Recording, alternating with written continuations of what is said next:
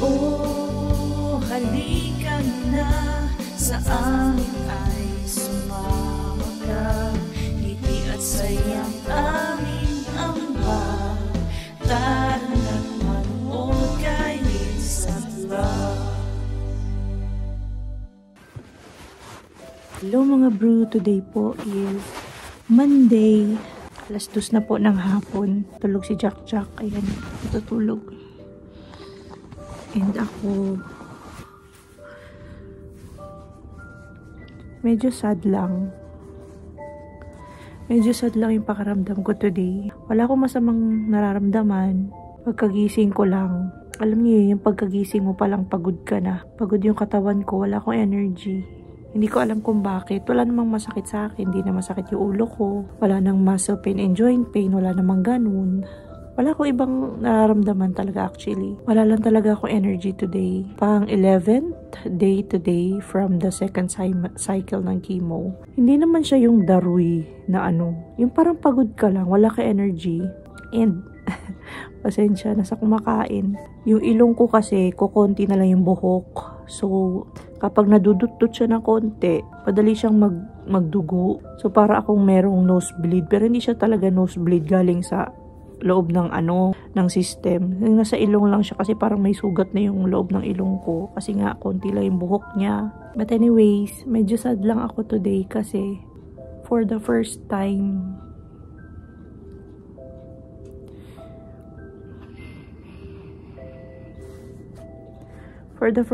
na kailangan yung mama sa school. Hindi ako nakapunta sa school ni Kuya Jake. Pero may pumunta naman si Papang. Nandun ngayon sa school si Papang. So, hindi ako nakapunta. Hindi kasi ako sanay. Kasi, kahit before pa, pag sinabi ng teacher na may meeting, kailangan ka sa school, pwede ka pa. Ang lagi ko kasing sagot is, opo, pwede ako, pupunta ako. And syempre, di ba sinasama ko kayo pag may mga meeting sa school, kung anong activity sa school. Puntahan ko talaga yan. Pero for the first time today, hindi ako nakapunta. Kaya medyo, hindi ako sanay, kaya nalulungkot ako. Yung gusto mong pumunta sa activity sa eskwelahan, may viewing ata today, class viewing. Syempre, di ba, magpapasikat yan si Kuya Jake sa school, mag-raise ng hand, gusto niya makita, di ba? May pumunta naman si Papang. Pero yung, alam niyo yun, yung pakaramdam ko na, trabaho ko yun eh.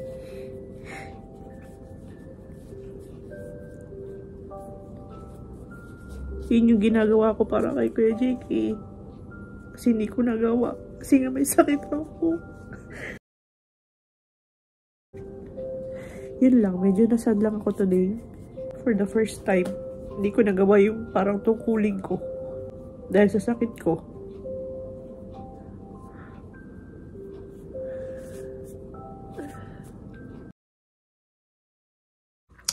Baba na tayo. Ang drama kasi natin doon sa taas. Ayoko nung makita niyo ko umiiyak kasi nga ang pangit-pangit ka umiyak. Galing ko na muna to. Nag-ano ako doon sa taas kasi naka-aircon si Jack. Lumalamig yung ulo ko. Medyo malamig pa naman yung panahon. May ano pala, may dugo. Pasensya na po sa dugyot na itsura ko. Di pa ako naliligo. Maya ako maliligo pagdating ni Papang. But anyways, tapos tayo sa iyak-iyak. Gusto kong i-shout out today si Ate Tere.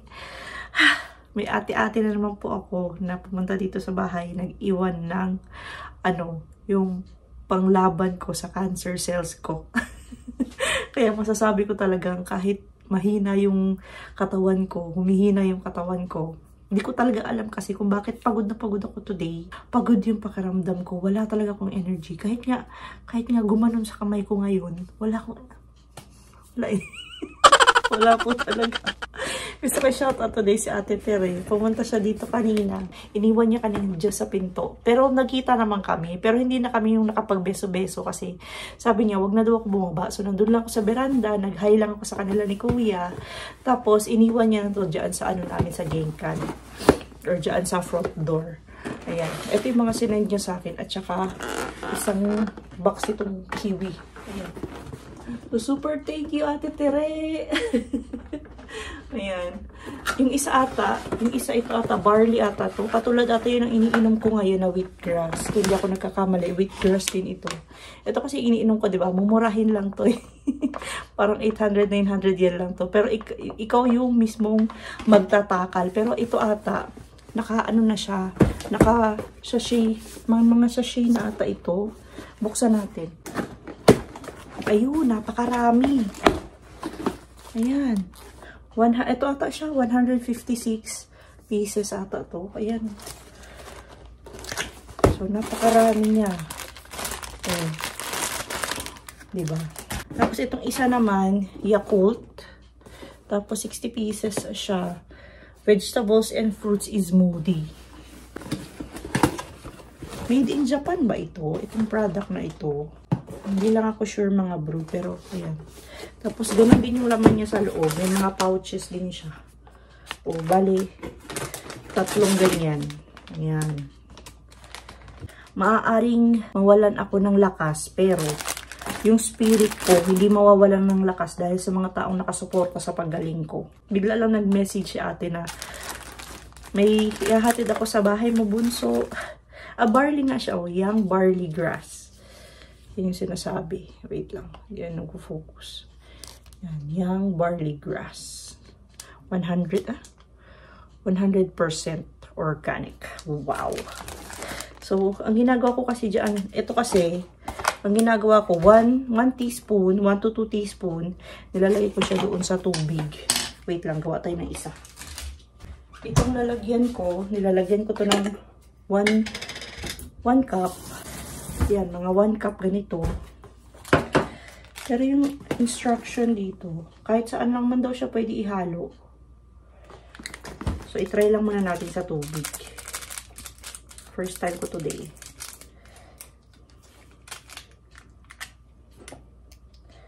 Minom na ako kanina umaga. Ay, na-shoot pa talaga. Ay, naku, Lilia. Nagawa mo. Pang-mix na nga rin. Ay, mas green ito. Mas green siya compared dito sa ginagamit ko na ito. Mas green siya. I-taste test natin. Yun kasi, parang take ko pa yung lasa nun kasi para lang siyang amoy damo.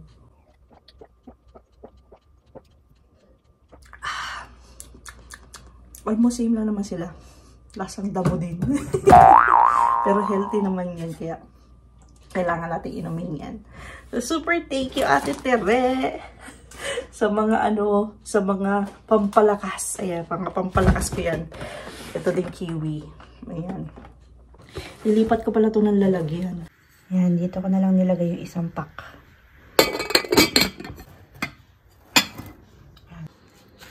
Hindi ka na matulog.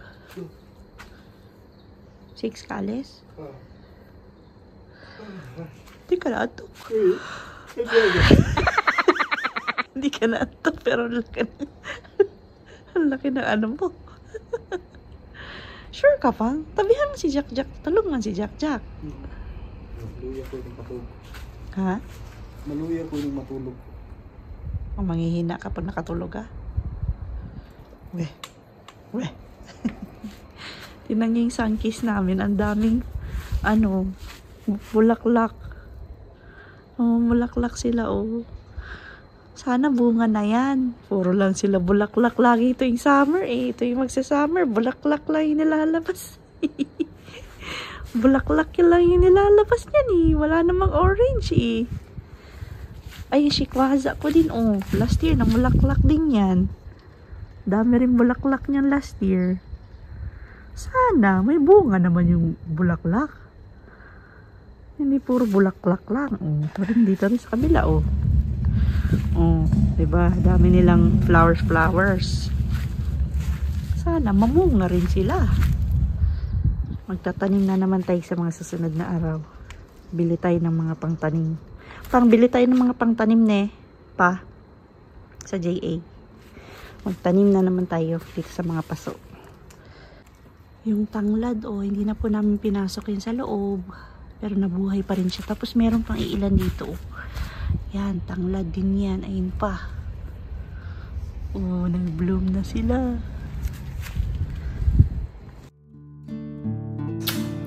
Ito, ang cute naman. cute na.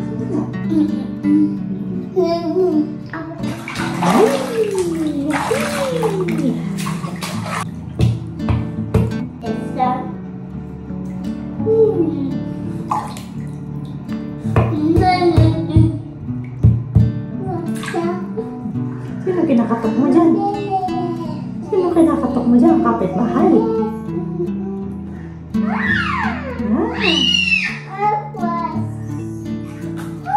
Sino kinakatok ni Jack dyan? Yung kapitbahay namin.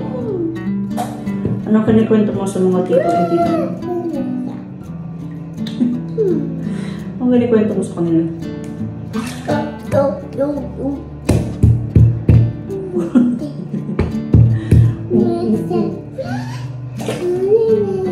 Sing twinkle twinkle. A, B, C din lang. A, B, C, D, E, F, G. 2 weeks na lang. Birthday na. Dito lang kami sa bahay mag-birthday. Dito lang sila mag-celebrate sa bahay. O di kaya, katulad ng ginawa namin ng Sunday, kain lang kami sa labas. Or mag-yakiniko kami dyan sa front yard. 1, 2, 3, 4.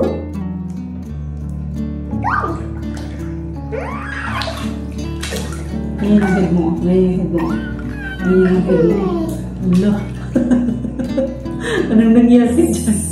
Anong nangyari dyan sa ano? Sa hair mo. Ala. Anong nangyari sa hair mo? Ay. Ayan na, ayan na. Oh, wala na. Wala na. Okay na.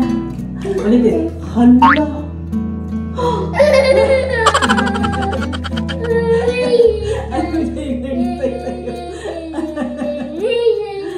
Wala na, eh. Wala na. Hindi na tayo ni mamang hair. Wala na. Wow naman! Aligpit si Kuya Jake ng room. Dito ka rin matulog today, ne? Labas mo na kay Bihis mo na si Mama Chak si Jack Jack. Hello mga bro! Today po is Tuesday. Si Kuya Jerome. Nagkalat na naman siguro sa taas si Jack Jack.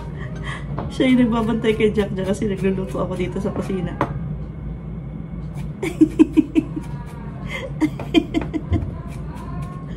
Na-stress na yung kuya sa pagbabantay sa kapatid. Napakakulit na po kasi talaga ni Jack Jack ngayon. Kasi nga toddler na siya, di ba? But anyways, today nga po is Tuesday. Wala pa si Papang. Medyo over time daw siya today kasi linis doon sa kanilang kaisya. So mga 11 pa yun makakauwi. And ngayon, nagluluto ako ng ulam. And another day, another daldal tayo. And pasensya na po kahapon na. Medyo emotional na naman tayo kahapon. Dala lang siguro ng pagkawalang energy ko kahapon, yung emotion ko. Ayoko kasi talaga yung emotion na wala akong energy o di kaya may sakit ako or may nararamdaman ako kasi feeling ko parang nalulungkot din ako. Ganun, pag hindi maganda yung pakiramdam ko. So pasensya na po kahapon, naiyak-iyak na naman tayo. Pero we're okay today. We are done cooking. Meron tayong sabaw ng pork dito. Tapos meron tayong yung parang gyudong, lasang gyudong yan. Tapos ito naman yung ginamay in Bisaya. So ayan, we are done with ating mga ulam for today. Tapos na yung mga ulam, gawa naman ako ng Spanish bread. Kasi matagal na ako yung nakagawa. Namiss yung Spanish bread ko. Ay, Jerome. Adaw, kuya. Yeah, bili nga. Main ka? Main.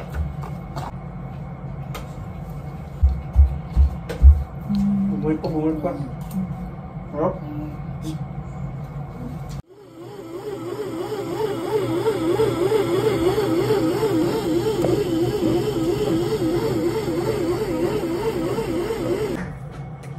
Papang is back home. Ligo ka agad. Bawal kasing walang ligo ka agad. Dapat pagdating, ligo agad. Tsura mo pa. Hello. Hello. Baka makapiright tayo. Nakita ang boobies mo na naman. Yan, nakikain na yung kanin mo. Ayun o. Kain na. 3 yung ulam dyan. Gawa kong Spanish bread. Tsaka pandesal. Kasi may nagawa ako ng ano, diba? Yung, ano natin ito? Peanut butter. Sabaw akin lang. Sabaw sa'yo. Ayun, initin mo yung sabaw.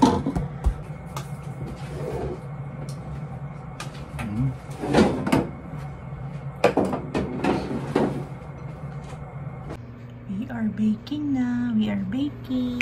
Dito pinapalasa pa sa kabila eh. Dito baking na. Yung mga Spanish bread. Luto na yung mga tinapay natin. Yung ano dyan, yung nasa ibabaw ito. Itong 5 to. Walang palaman yan. Tapos yung nasa likod, tsaka itong mga nasa baba, may palaman yan sila. Peanut butter sa loob. Ayan. Gawa na tayo na merienda for today. At tsaka agahan na rin yan para bukas ng mga bata.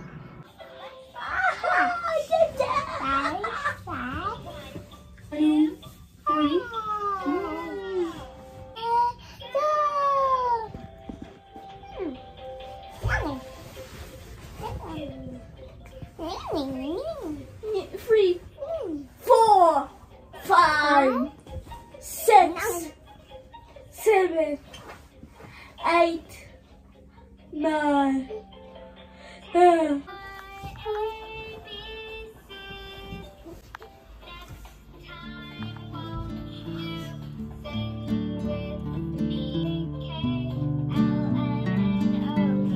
Ganito na lang po muna for today's vlog. Maraming salamat po sa panonood. Please like, comment, and subscribe. And always remember, whatever you are, be a good one. Bye-bye for now. And see you again on our next one. Sa next vlog po ulit mga bro. Bye!